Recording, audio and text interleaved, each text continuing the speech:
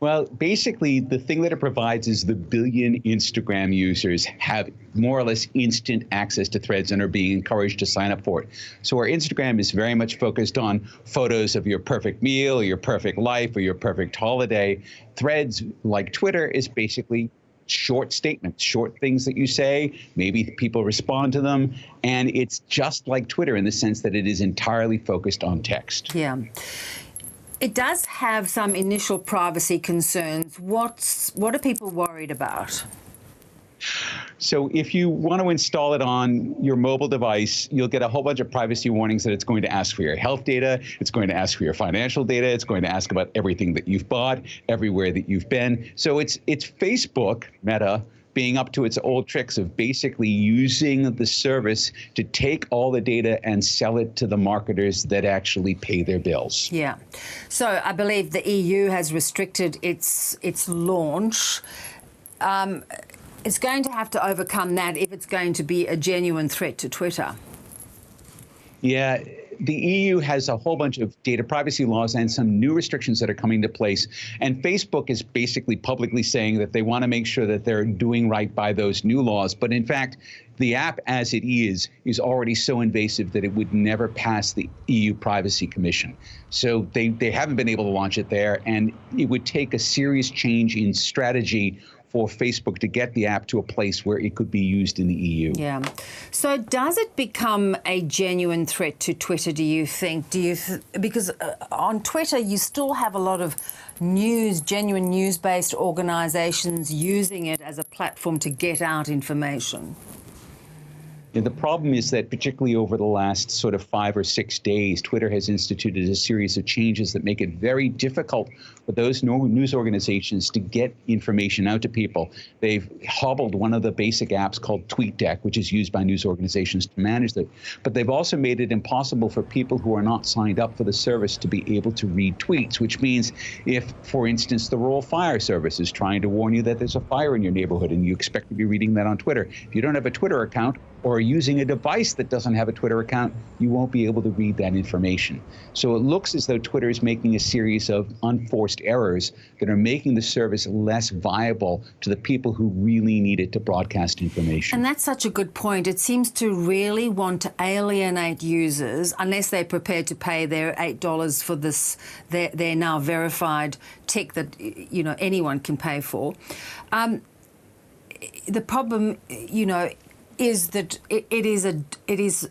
he started to cripple this organization, this platform. This is only going to turn off more people.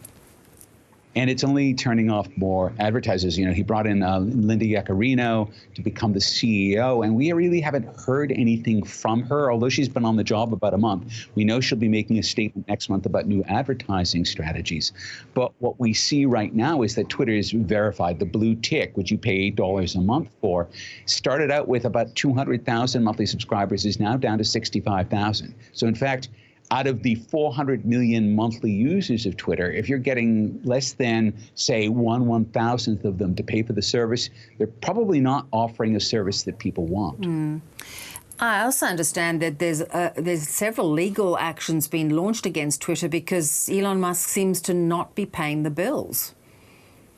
There's a range of both landlords are suing him, but also ex-employees are suing him for benefits that they're owed or arbitration that they were supposed to go into, which just never happened. So it feels as though he's trying to save money by not paying his bills. And in fact, he very nearly got into quite a stoush with Google Cloud, because Twitter is using Google's cloud services. And one of the things that did happen over the last couple of days is that Google has stopped indexing tweets in its search engine, which means old tweets are now increasingly hard to find. So effectively, Twitter is now becoming a smaller and harder to get to place. Yeah, so,